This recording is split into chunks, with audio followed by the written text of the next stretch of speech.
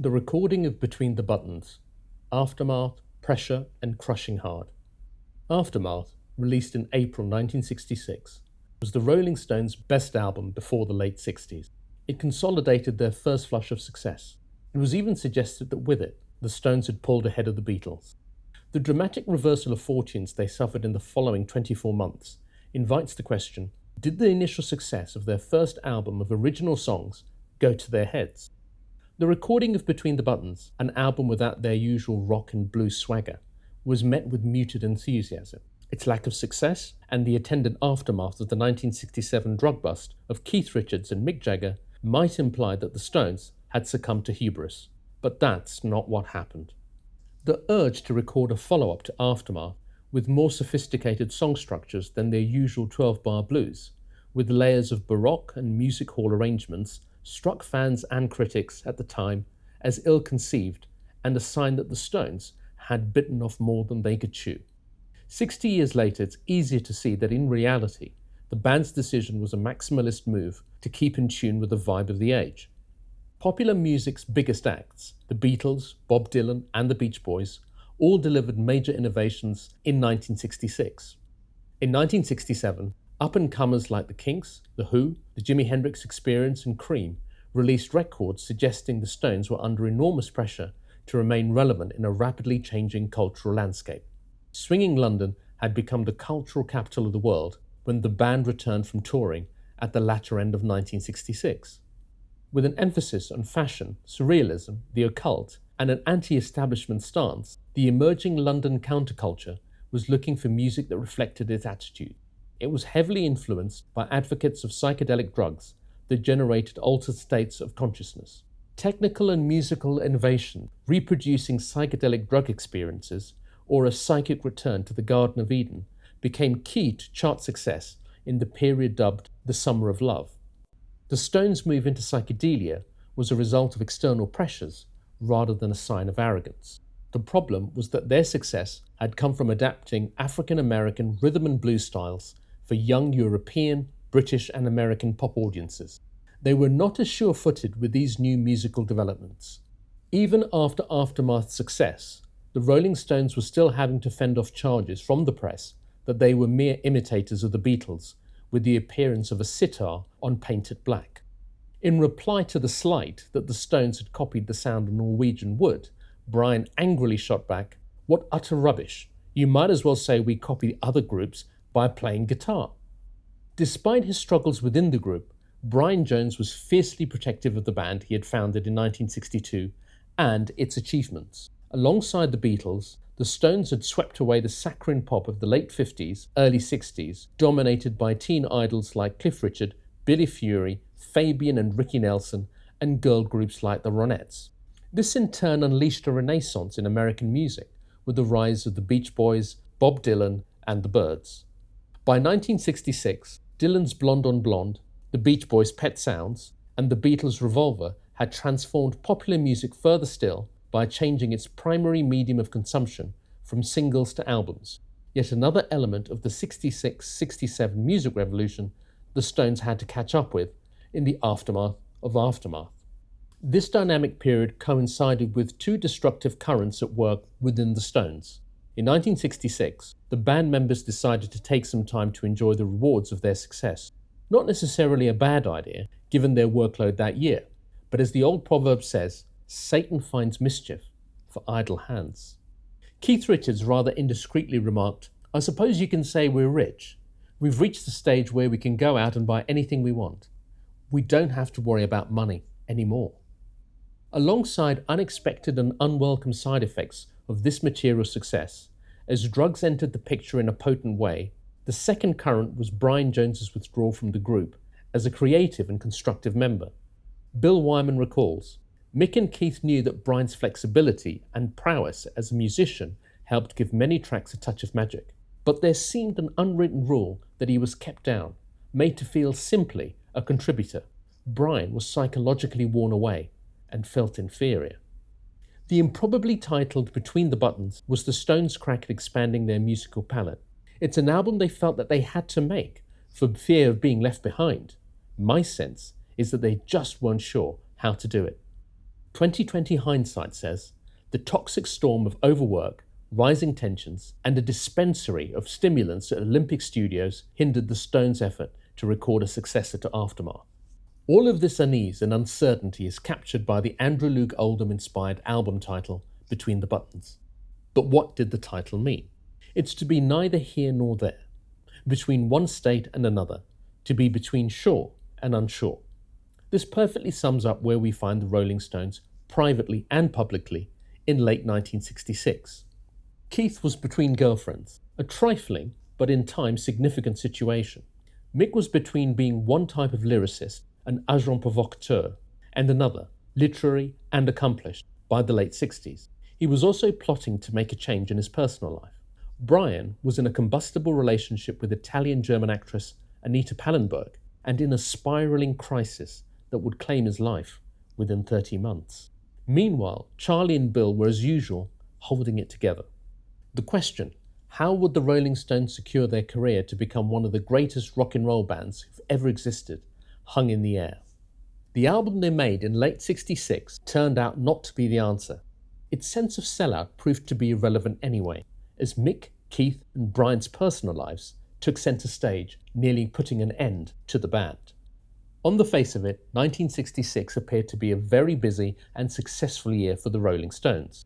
Between July 1964 and May 1966, the Stones had 6 number-1 singles in the UK chart, 5 of those back-to-back. Alan Klein, their new co-manager, grew their operations across the key music markets as evidenced by the 4 tours in Australia, Europe, America and Britain. In April 1966, Keith, at age 22, bought his first ever property, Redlands, a mansion on the south coast, from a former Attorney General for £17,750, £291,405 today. Articles in conservative newspapers painting the band as a threat indicate a certain notoriety in the UK and a perceived challenge to the British establishment. The vortex that was Brian Jones spun very, very fast during this period. 2 dark forces, one personal, the other legal, collided early in 1967 after the release of Between the Buttons and forever changed the Stones' relationship with the public and between its 3 competing leaders. The lack of unity among them forced the Stones and their managers to find an answer to what should be done to resolve their trouble with Brian. This dilemma is at the heart of Between the Buttons' perceived failure. Seen as a transitional album by both fans and critics, it highlights Brian's inconsistent performances during this time. On some of the tracks, he is missing entirely, while his contributions are central to several of its key pieces. Of these, Ruby Tuesday is undeniably the highlight. Brian wants to become a songwriter. After the success of Aftermath, Brian was losing power over what he thought of as his band, as the writing team of Jagger and Richards started dominating. He found himself increasingly sidelined as his contributions became less central, while living out his volatile relationship with Anita Pallenberg. It led to his increasing mental and personal distress. The Stones could have halted work to allow Brian to compose himself, but that would have been unusual for the 1960s. Bill Wyman, probably the closest member to Brian, says, "He did go into rehab in July 1967. I know because I visited him there. But ultimately, it's down to the person themselves, which can be so difficult as it was for him." Famed for living large, known as the edgiest Stone, and as a seductive celebrity, Brian Jones was the embodiment of a Rolling Stone. Mick and Keith didn't have to invent a character for their band's image in songs like Under My Thumb and Play With Fire. Brian was perfect casting, but sadly, he was unable to compose pop hits. In contrast, John Lennon could take the experience of a frustrating sexual encounter to craft a song like Norwegian Wood.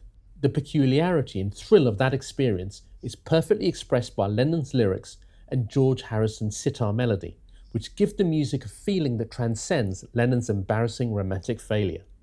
Harrison had made a breakthrough as a songwriter on the Beatles' 1965 album Rubber Soul. In 1966, the question in Brian's mind was, could he do the same? At the time, he said, "I'm not personally insecure, just unsure. I would like to write, but I lack confidence." Ruby Tuesday was his last real attempt at achieving this goal, but Brian was denied a songwriting credit on it. The complex band politics within the Rolling Stones meant that Keith, who had received a writing credit on Jagger's sole composition, Yesterday's Papers, was obliged to return the favour on Ruby Tuesday, the song he had exclusively written with Brian. This is no secret. In a lengthy Rolling Stone interview in 1995, Jagger said, "Ruby Tuesday is good. I think that's a wonderful song. It's just a nice melody, really, and a lovely lyric, neither of which I wrote." This was the harshest denial yet of Brian's songwriting contribution to the Stones. Meeting with no encouragement from managers Andrew Luke Oldham and Alan Klein, Brian gave up and instead focused his energies on copious drinking, drug-taking, and his growing resentment of Mick and Keith. Keith is looking for love. Keith wrote of his heartbreak at the end of his relationship with model Linda Keith in his autobiography Life. After the breakup at the end of 1966, he chose to spend more time with Brian. On the surface, this was to allow him to lick his wounds and to repair damage caused to band morale following an overly busy summer touring and recording in America. Leaving Redlands empty, Keith hung out with Brian at his South Kensington flat on Courtfield Road. He writes that this was a strained period in his relationship with Mick. The other reason for him to stay at Brian's was his attraction to Brian's girlfriend, Anita. In December 1966, Brian lost his close friend, the Guinness Brewing heir Tara Brown, in a car crash.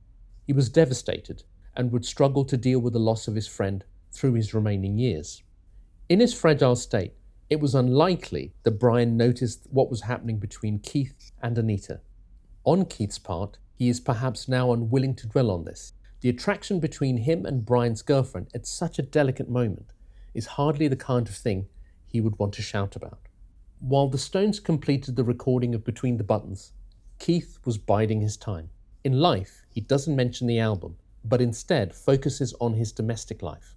He clearly felt his personal crossroads in late '66 had a greater impact on him and his band than the album he was working on. One of the big celebrity stories of the year across Europe had been the passionate but rocky and secretly violent relationship between Brian and Anita. It was apparent to a French journalist that their relationship was unlikely to last, writing the couple had much in common but had no desire to marry, which Brian later confirmed. For her part, Anita had undoubtedly noticed a running theme in the Rolling Stones' Power Games. When there was trouble, Keith was squarely at the centre of it, because both Brian and Mick were competing to get him on their side. Aside from their mutual attraction, there were a host of reasons for Keith and Anita to get together. Yet I've always felt a twinge of anguish that this occurred so soon after Brian had been shut out of the band's creative future. When 1967 rolled around, Keith shrewdly benefited from Brian's loss of Anita in the aftermath of the drug bust.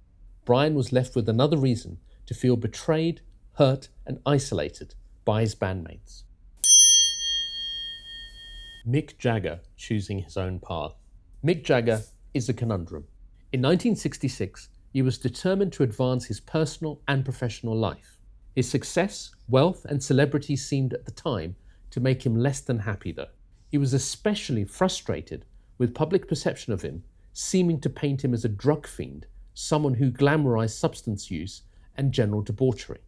Mick's sensitivity on this subject would result in him suing the News of the World newspaper, which mistook Brian for him when it claimed he had used and discussed drugs in their reporter's presence at Blazers nightclub in early 1967. A week later, the paper would set up a sting at Redlands to counter Jagger's suit. Mick was also exhausted from the heaviest schedule of touring to date. 19th Nerve's Breakdown was partly biographical. In 1995, Jagger recalled to the Rolling Stone magazine, "I was having a bit of trouble. I wasn't in a good relationship, or I was in too many bad relationships. I had so many girlfriends at that point. None of them seemed to care. They weren't pleasing me very much."